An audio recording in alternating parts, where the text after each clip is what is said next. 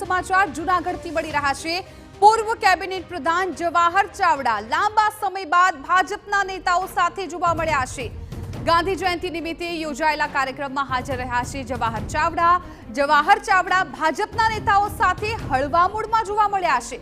જો કે મીડિયા સમક્ષ કોઈ પણ પ્રતિક્રિયા આપવાનો તેમણે ઇનકાર કર્યો। છેલ્લા ઘણા સમયથી જવાહર ચાવડા પત્ર લખી ઠાલવતા રહ્યા છે નારાજગી।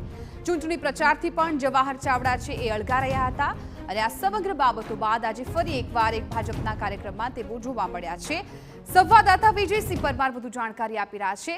વિજય, ફરી એકવાર લાંબા સમય બાદ જવાહર ચાવડા છે ભાજપના નેતાઓ સાથે હળવા મૂડમાં જોવા મળ્યા છે।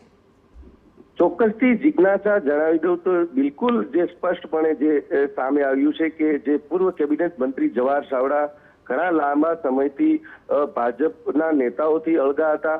જ્યારે ચૂંટણી હતી ત્યારે સાંસદની ત્યારે પણ તેઓ ચૂંટણી પ્રચારમાં પણ નહોતા જોડાયા।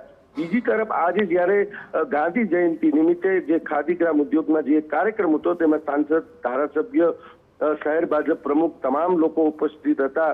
તે દરમિયાન જવાહર ચાવડા પણ ત્યાં ભાજપ પક્ષના જે હોદ્દેદારો તેમની સાથે બિલકુલ હળવા મોડમાં જોવા મળ્યા છે। બીજી તરફ મીડિયા સમક્ષ પણ કોઈ પણ પ્રતિક્રિયા આપવાની પણ મનાઈ કરી છે।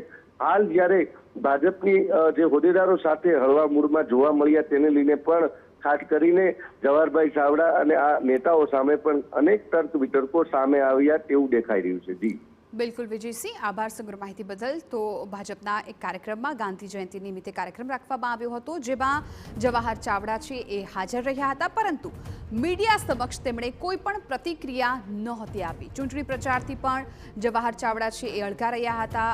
વારંવાર તેઓ નારાજગી ઠાલવતા હતા, પરંતુ લાંબા સમય બાદ ફરી એકવાર તેઓ ભાજપના નેતાઓ સાથે જોવા મળ્યા છે।